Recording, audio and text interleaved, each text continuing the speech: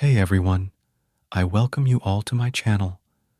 An adventurous story awaits us, so grab some snacks, get comfy, and let your imagination take flight. Voyage into the Void, a tale of solitude and survival. Here we go. In a world where the winds were as cold and uncaring as the heart of a predator, a man found himself alone on the vast ocean. The winds bit into his skin, stealing away his warmth and leaving him with nothing but a deep sense of unease.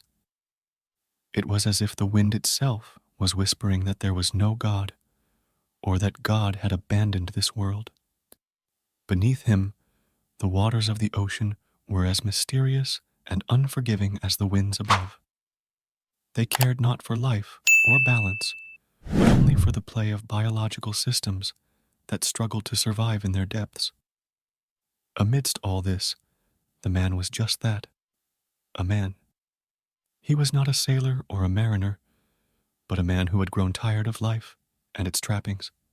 So, he had left everything behind and set sail on his boat. He knew how to handle a boat, how to tie knots, and how to navigate. He stayed close to the coast, avoiding people as much as possible. He was alone, save for a radio that kept him connected to the world he had left behind. As time passed, the voices on the radio grew more desperate. They spoke of hard living, of things getting worse, of hunger, and of longing for better days. The man listened to these voices as he fished and ate, looking up at the night sky and down at the day's catch. Then, the voices became louder, more violent. Gunshots echoed over the radio, and flashes of light illuminated the night sky. The coast was ablaze, a stark contrast to the calm waters of the ocean. The man watched as the world he knew was consumed by chaos and violence. Despite the chaos, the man continued his journey along the coast. He encountered others along the way. Some wanted to trade, others wanted to take. He ignored the traders and shot the takers. He ate them, unblinking, because they were meat just like him. The currents carried him further down the coast, past sandbars and estuaries, to rocky cliffs that radiated a divine and terrible beauty.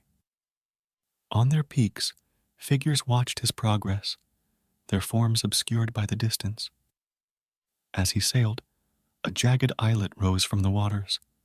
From afar, it seemed to move, its shape shifting like a face looking over a massive shoulder. It was a monster, but in a world left to monsters, the man felt a strange kinship with it.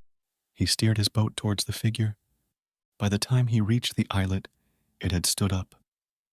It was humanoid in shape, but its proportions were off, making it seem alien and monstrous. It towered over him, looking down with a face that reminded the man of something he couldn't quite place. It spoke in a voice that was eerily similar to his own. "End of the line," it said. The words echoed in the man's mind, and he knew that he had never truly been to the ocean. He looked up at the creature, its eyes staring back at him. "Let's go," it said, and giant hands emerged from the water, grabbing the bow of the boat. The shore disappeared from sight as they moved out into the open sea. The creature spoke to him again, asking him how long he had been out here. "A long time," the man replied, his voice cracking. "Yes, but how long?" the creature asked. The man thought for a moment. "Years," he said. The creature didn't respond, and they continued in silence. After a while, they came to a structure in the middle of the ocean. It was made of black pillars of rock that seemed to pierce the earth, rejecting the heavens. Beyond the pillars, there was nothing, only darkness, devoid of light and meaning and existence.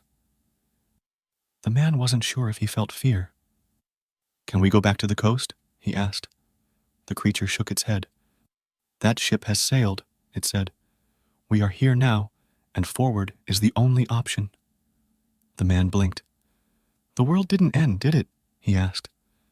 The creature replied, The world always ends. It just happens to be for you in the now. With that, the man stepped down into the water. Instead of sinking, he became weightless, walking on the surface of the water as if he were in the Sea of Galilee. As he walked towards the pillars, he heard a lonely cry echo across the waters. It was a cry of judgment, a summation of his life. A cold wind blew across the still waters, whispering rumors that there was no God, or that God had left with all the other worthy things. With his violence spent, the man walked through the pillars into the void. And that's where our story ends, dear viewers.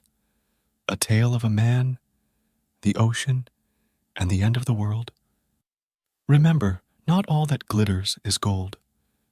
Stay safe, and see you in the next video.